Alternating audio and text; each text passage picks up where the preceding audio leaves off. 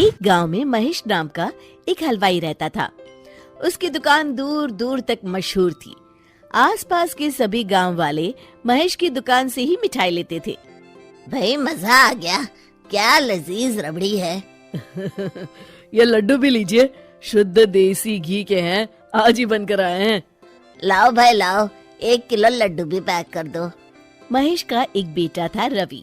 रवि ने पढ़ाई छोड़ दी थी और वो दिन भर घर में ही बैठा रहता था। उठ बेटा रवि, आज मेरे साथ दुकान पर चल। मैं वहाँ क्या करूँगा पापा? अरे दुकानदारी सीख बेटा, आगे चलकर ये सब तुझे ही तो संभालना है। मुझे ये सब कुछ नहीं संभालना, मैं वीडियो गेम खेलूंगा, फिर दोस्तों के साथ बाहर जाऊंगा। हे भगवान, इसे थोड़ी अकल दे दो। ऐसे ही चलता रहा तो आगे न जाने इसका क्या होगा। महेश बड़बड़ाता हुआ दुकान चला जाता है। दुकान पर ओ घसीटाराम, मुझे थोड़े चक्कर आ रहे हैं, जरा पानी तो लाना। जी जी मालिक। सुन, मैं घर जा रहा हूँ, आज दुकान तू संभाल ले। जैसा आप कहे मालिक। महेश बिस्तर पर लेटा है। आपको बहुत तेज बुखार है, 1 हफ्ते बेड रेस्ट करनी होगी और ये दवाइयाँ लेनी होगी। हाय राम, ये क्या हो गया आपको? मैं तो 1 हफ्ते में ठीक हो जाऊंगा, पर दुकान कौन संभालेगा? आप फिक्र ना कीजिए जी, मैं रवि को समझाकर दुकान भेज दूंगी। आप बस जल्दी से अच्छे हो जाइए जी। अगले दिन रवि दुकान पर पहुंचता है। आइए आइए मालिक, मैं आप ही का इंतजार कर रहा था। क्यों? ये मेरी दुकान है, मैं जब जी चाहे आऊँ। तुम लोग सुबह से आकर काम पर लग जाया करो, समझे? जी जी जी मालिक, दरअसल लड्डू बनाने हैं तो घी लेने जाना है, 5,000 रुपए दे दीजिए। 5,000? तुम्हारा दिमाग तो ठीक है? इतने महंगे लड्डू बनाएंगे तो मुनाफा क्या होगा? पर देसी घी भी तो बहुत महंगा है ना मालिक। क्या जरूरत है देसी घी की? डालडा ले आओ। पर मालिक। मुझसे बहस मत करो, जितना कहा गया है करो। और क्या क्या बन रहा है? मावे की बर्फी मालिक। मावा मावा मावा, हाँ। तभी उसकी नजर एक डब्बे पर पड़ती है। ये क्या है? ये रवा है मालिक। एक काम करो, हर 1 किलो मावा में 200 ग्राम रवा मिला दो। पर बर्फी का स्वाद बिगड़ जाएगा मालिक। जितना कहा है करो, अब जाओ यहाँ से। अगले दिन। क्या बात है रवि बाबू, आपके पापा दिखाई नहीं दे रहे?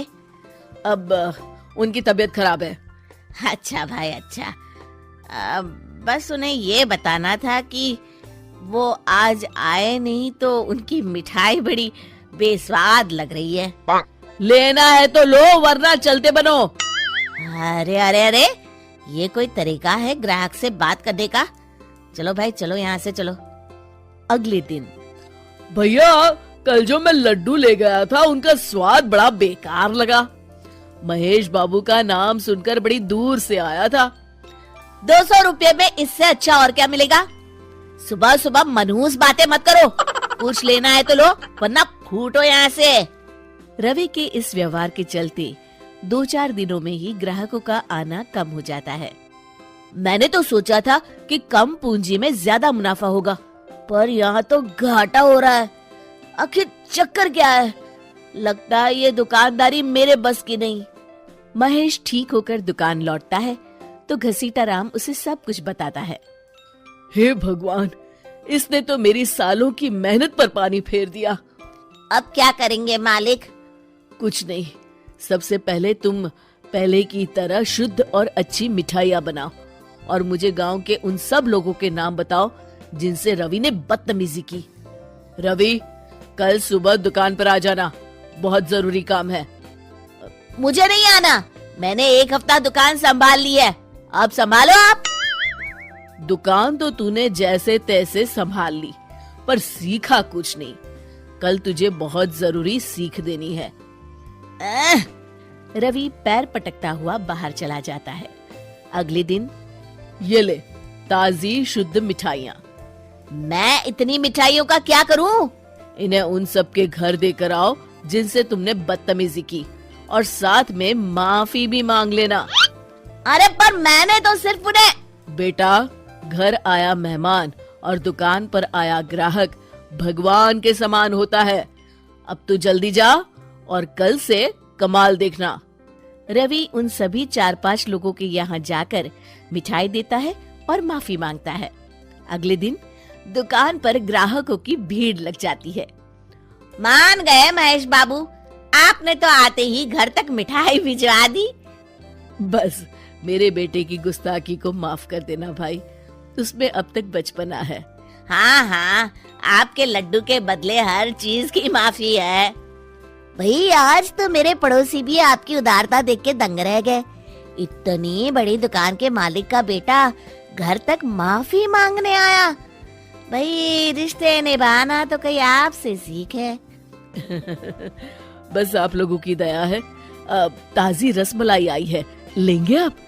हाँ भाई हाँ, 200 ग्राम पैक कर दो। शिक्षा, सफलता पाने के लिए ईमानदार और विनम्र होना बहुत जरूरी है।